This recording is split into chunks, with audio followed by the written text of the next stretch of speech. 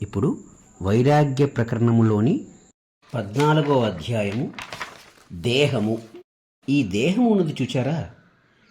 ఇది రక్త మాంసాదులతోనూ తడసిన ప్రేగులతోనూ నాడులతోనూ మలమూత్రాదులతోనూ నిండి ఉన్నది. ఒక గొప్ప కళాకారుడు తయారు చేసిన విచిత్రమైన బొమ్మ వలె ఒప్పుచున్నది. క్షణభంగురమైన ఈ దేహములు జీవునకు అనేక వికారములతో కూడినవై దుఃఖము కొరకే ఏర్పడుచున్నాయి. జీవుడు వీటిని ఎందు నిమిత్తం గ్రహిస్తున్నాడు? ఆనందం పొందడానికే కదా. అట్టి ఆనందం సంసార సముద్రాన్ని దాటివేసినప్పుడే లభిస్తుంది. కానీ ఏం లాభం? ఈ జీవుడు పదే పదే ఇంద్రియములచే మోసగించబడుచున్నాడు. నేను ఒకానొకప్పుడు ఈ దేహం గ్రహించాను, మరొక సమయంలో త్యజించబోచున్నాను అనునట్టి విజ్ఞతను లేక ఎరుకను సమూలంగా మరచి వర్తమాన దృశ్యముతో సంసర్గము కలిగి ఉంటున్నాడు. అనేక ఉపాధులందు ప్రవేశించి ఎప్పటికప్పుడు ఈ శరీరమే నేను అని భావన చేసి ఆ ఉపాధి యొక్క హాని వృద్ధులను తనకు ఆపాదించుకుంటున్నాడు. ఈ శరీరము వాస్తవానికి జడమే అయి ఉండి కూడా ఆత్మ సమీపమున ఉండుట చేత చేతనము వలె ప్రవర్తనము కలిగి ఉంటోంది. అయితే దీనికి పుట్టుక, అభివృద్ధి, పరిణామము, క్షయము, వినాశనము అనే వికారాలు ఎల్లప్పుడూ ఉండనే ఉన్నాయి కదా. అనేక రోగములు, తాపములు అనుక్షణం దీనిని వేధిస్తూ ఉన్నాయి. అనేక బాధలకు, వికారములకు, ప్రమాదములకు ఆలవాలమై ఉన్న ఈ శరీరము కలిగి ఉండుట సుఖకరమని ఎవరంటారో చెప్పండి.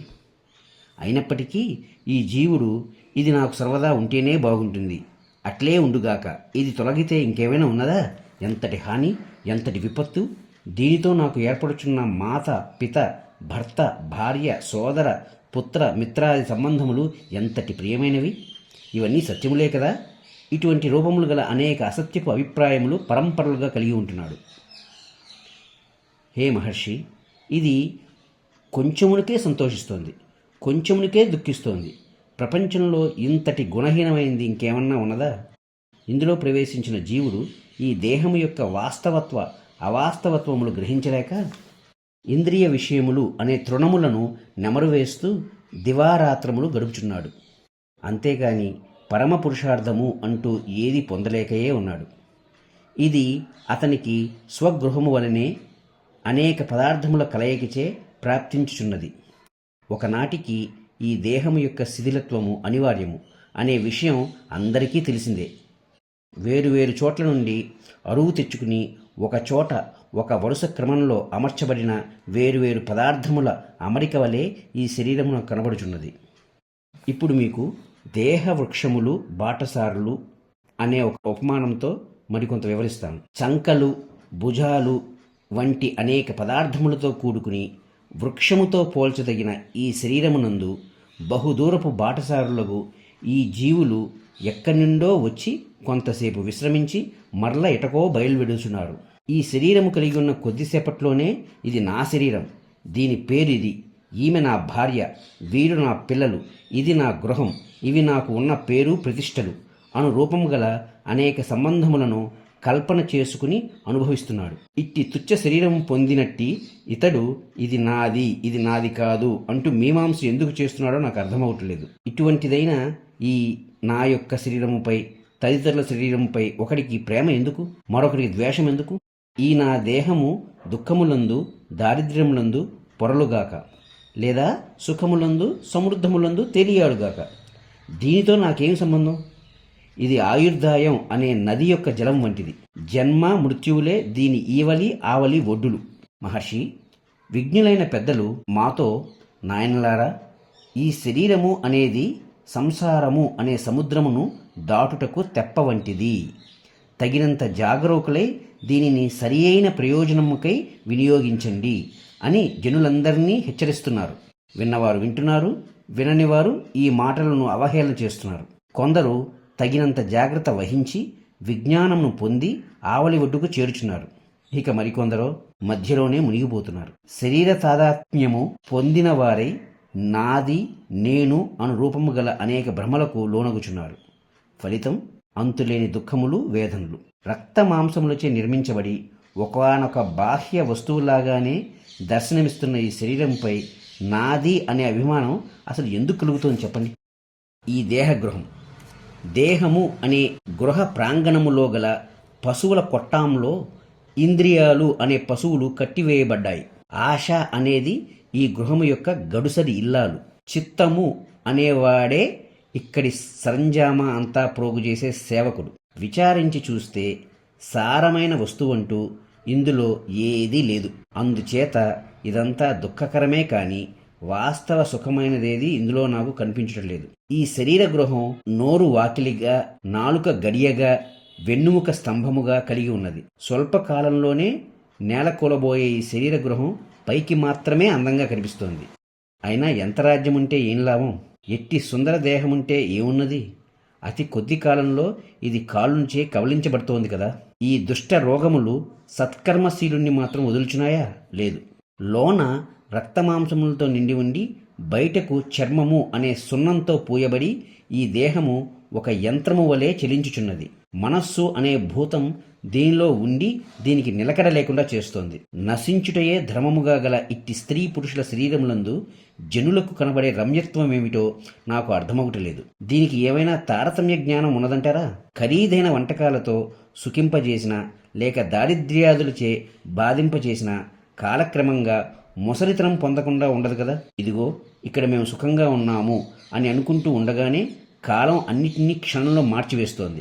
కిం శ్రియా, కిం చ రాజ్యేన, కిం కాయేన, కిం ఇహితైః దినైః కతిపయైః ఏవ కాలః సర్వం వికృంతతి. ఈ శరీరము, ధనము, రాజ్యము, మనోరథములు, వాటికి సంబంధించిన చేష్టలు, వీటన్నిటి వలన ప్రయోజనమేమున్నది చెప్పండి? కొద్ది రోజుల్లో కాలం నుంచే అన్నిటినీ త్రుంచివేయబోతోంది కదా. ఎంతో కాలం అత్యంత ప్రియముగా జీవునిచే పెంచి పోషించబడిన ఈ శరీరము ఒకానొక రోజు మరణము అనే తన ఇష్టసకుడు ఎదుటికి రాగానే ఆ జీవుణ్ణి అవిశ్వాసపూర్వకంగా త్యజించి మరణ సకునితో ఎటకో లేచిపోతోంది. మెరుపులను, శరత్కాల మేఘములను, ఊహాకల్పిత భవనములను, మాయాకల్పిత వస్తువులను ఇవి వాస్తవం, శాశ్వతం అని నమ్మియుండే మూర్ఖులు ఎవరైనా ఉంటారా? ఈ శరీర విషయం కూడా ఖచ్చితంగా అంతే. హే మహాత్మా, ఒకానొక పిల్లి ఏ రాత్రివేళో ఒక చినిగి డొల్లపడి ధ్వనింపని డోలు నందు చిక్కుకుంటే ఎట్లా అగచాట్లు పడుతుందో మా ఈ అవస్థలు కూడా అట్లాగే ఉన్నాయి. మాంసము, నరములు, బొమికలతో నిర్మించబడిన ఈ శరీరము అనే గూటిలో చిక్కుకున్న మా వంటి అజ్ఞానుల అగచాట్లు ఏమని చెప్పమంటారు? మాకు ప్రాప్తించిన ఈ శరీరమే నేను అనే ఈ జాడ్యం తొలగేది ఎట్లా చెప్పండి? ఈ శరీర వృక్షము యొక్క ఆశల కొమ్మలపై చిత్తము అనే కోతి గంతులు వేస్తోంది. ఈ వృక్షమును చిరకాలంగా ఆలోచనలు, దుఃఖాలు పురుగుల వలె తొలుస్తున్నాయి. తృష్ణ అనే కొండ చిలువ చుట్టలు చుట్టుకుని వ్రేళ్లాడుతోంది. ఈ వృక్షంలో కొన్ని పక్షులు, పెట్టలు గూడులు కట్టుకుని నివసిస్తున్నాయి. అవే ఈ కోపాలు, తాపాలు, నవ్వులు, ఏడ్పులు, పుణ్యాలు, పాపాలు, ఇంద్రియాలు, శబ్ద, స్పర్శ, రూప, రసగంధాలు మొదలైనవి. కాముకులైన బాటసారులు అనగా జీవులు యవ్వనముపై గల అపేక్షచే ఇందు విశ్రమించటానికి వస్తున్నారు. ఇది అహంకారము అనే గట్టుపై వాసనలు అనగా టెండెన్సీస్ అనే వ్రేళ్లతో ఆయాసమే సంచలనముగా కలిగి ఉన్నది. ఇప్పుడు కాలయాపన గురించి చెప్తాను. ఈ శరీర గృహంలో అహంకార గృహస్థుడు తృష్ణ అనే ఇల్లాలతో కాపురం చేస్తూ రోజులు గడుపుచున్నాడు. ఇంద్రియ పశువులను మేపుకుంటూ కాలమంతా ఎటుపోతోందో అతనికి తెలియట్లేదు. ఇక రక్తమాంస భూమికలచే నిర్మించబడిన ఈ శరీరం ముసలితనము అనే శైథిల్యమునకు ఎదురు చూస్తున్నట్లుగా లేదంటారా? చిత్తము అనే భృత్యుడు పాపం ఇది పడిపోకుండా చూస్తున్నాడు. ఈ దేహ గృహంలో అబద్ధము, అజ్ఞానము అనే పేరుగల రెండు నిలువెత్తు స్తంభాలున్నాయి. లోపల ఎక్కడి నుండో దుఃఖము అనే బాలుడు ఎలుగెత్తి రోధిస్తున్నాడు. సుఖము అనే మరొక బాలుడు ఆదమరచి నిద్రపోతున్నాడు. దురాశ అనే పాలిపోయిన క్రూరమైన ఎత్తుపల్లగల దాసి పళ్ళు ఇకిలిస్తూ ఈ గృహంలో అటూ ఇటూ సంచరిస్తోంది. ఈ ఇంటిలో ప్రాపంచిక విషయములు అనే అనేక కొండలు ఆ మూల కొన్ని, ఈ మూల కొన్ని ఉన్నాయి. ఆ కొండలలో అజ్ఞానం అనే ఉప్పు నీరు తప్ప మరింకేమీ లేదు. ఇందలి జ్ఞానేంద్రియాలు, కర్మేంద్రియాలు, బుద్ధి అట్టి ఉప్పు నీటితో నిండి ఉన్నాయి. వెదురు బొంగులలో గాలి ప్రవేశించి ఈల శబ్దం చేస్తున్నట్లు పంచప్రాణాలు ఈ దేహమంతా సంచరిస్తున్నాయి. క్షణంలో దుఃఖం, క్షణంలో ఆనందం. ఈ దేహం నాకు అనేక రుగ్మతులతో కూడుకున్నదే అతి చంచలంగా కనిపిస్తోంది. ఆకు నుండి క్రిందకు వేలాడే నీటి బుట్టు వలె క్షణభంగురమైన ఈ దేహం ఏ క్షణంలో నన్ను వీడనున్నదో తెలియదు కదా. అందుచేత ఇది నన్ను వీడకముందే నేనే దీనిని లేనిదానిగా తిరస్కరించి వేస్తున్నాను. మహాత్మా, ఈ సంసార సముద్రమును చూచారా? కేవలం దహనం కొరకు మాత్రమే పనికి వచ్చే అనేక శరీరాలు ఇందులో కొట్టుకుపోతున్నాయి. అట్లు కొట్టుకుపోయే వాటిలో కొన్ని కట్టెలను చూచి వీరు నరులు అని అంటున్నాం. నా శరీరం కూడా ఒకానొక కట్టె. ఈ కనబడే జగదృశ్యములందు ఇవి సత్యము అని చిరకాలంగా విశ్వాసం కలిగి ఉన్న వారిని చూస్తే నాకు జాలి వేస్తోంది. అజ్ఞానము అనే కళ్ళు త్రాగి ఉన్మత్తులై గంతులు వేయుచున్నట్టి వారికి ధిక్కారమగుగాక. అయ్యో, ఒక ప్రక్క విషయములు అనే బురద నీటి మడుగులో అనేక శరీరాలు కుళ్ళిపోవటం ఈ జనులు చూస్తూనే ఉన్నారు. కానీ వీరు తమ శరీరమేమిటో దీని స్వరూప స్వభావమేమిటో గ్రహించలేకపోతున్నారు. గాలి యొక్క రాకపోకలు తెలుస్తున్నాయి, మనస్సు యొక్క ప్రసరణం కూడా కొంత గుర్తించవచ్చునేమో. కానీ ఈ శరీరాలన్నీ ఎక్కడి నుండి వస్తున్నాయి, ఎక్కడికి పోతున్నాయి?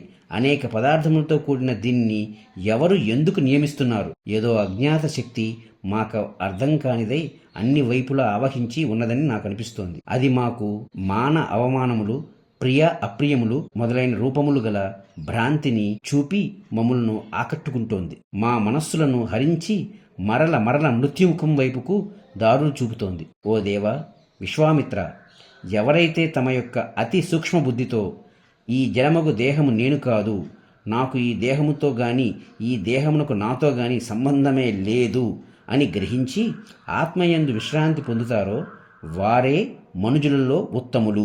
ఆ విధంగా అతి కొద్ది మంది మాత్రమే అనుభవపూర్వకంగా గ్రహిస్తున్నారు. వారి జీవితములే ధన్యములు. ఇక మిగతా జనుల అవగాహనలన్నీ అనేక భ్రమలతో విక్షేపములతో నిండి ఉంటున్నాయి. వారంతా అధోగతి పాలే అవుతున్నారని నాకు అనిపిస్తోంది. స్వామి, ఈ శరీరమనే గోతిలో దాగుకుని ఉన్న అహంకారము అనే పిశాచం చేత మేము మరల మరల మోసగించబడుతున్నాం. అసలు ఉన్నదేది? సత్యమేది?